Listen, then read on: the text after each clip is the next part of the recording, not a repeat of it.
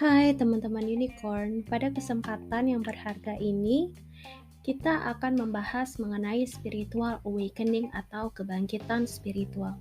Kebangkitan spiritual biasanya ditandai dengan keinginan dorongan batin untuk mengenal siapa diri sejati dan apa makna di balik setiap kejadian yang kita alami. Dan tentunya kita seringkali ditempa untuk memulihkan dan menyembuhkan berbagai trauma masa lalu dan juga adanya desire untuk mengenal hal-hal yang berbau spiritual. Saat kita sedang mengalami spiritual awakening, kita akan lebih merasa dekat dan terhubung dengan alam, sehingga membuat kita jatuh cinta dan menghargai proses kehidupan. Sebelum masuk pada tahap spiritual awakening, seseorang akan masuk dulu ke dalam fase malam gelap jiwa atau dark night of the soul, di mana pada fase ini kita sering mengalami penderitaan yang rasanya tak ada ujungnya.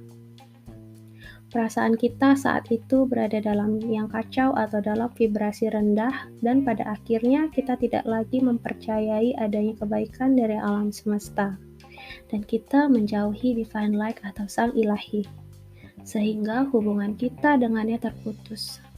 Fase ini membuat kita begitu depresi dan begitu berat.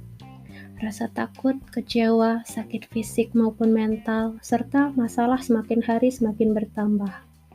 Dan ketika kita tidak mempercayai lagi adanya kekuatan ilahi yang membantu kita, maka semua keseharian kita akan menjadi kacau.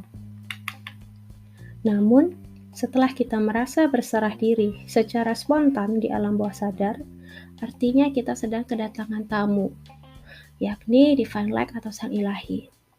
Ia datang untuk membantu kita mengatasi kegelapan malam jiwa. Kemudian muncullah harapan di dalam benak kita.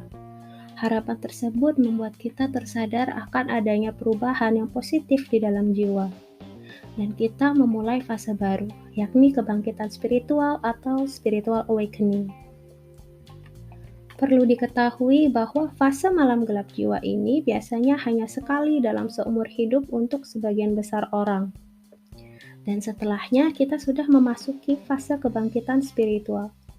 Seseorang akan terus berkultivasi untuk meningkatkan kesadaran, menyembuhkan trauma masa lalu baik dari kehidupan lampau maupun yang ada pada saat kehidupan ini, serta akan lebih dekat dengan alam. Banyak rahasia alam yang mungkin akan kita ketahui pada fase ini atas dorongan dari roh pembimbing kita masing-masing atau spirit guide kita, dan mungkin akan berbeda-beda untuk setiap jiwa, tergantung pada misi jiwanya. Ketika kita ada hal yang harus dilakukan, biasanya roh pembimbing akan mengarahkan di jalur spiritual path kita masing-masing atau jalur spiritual kita.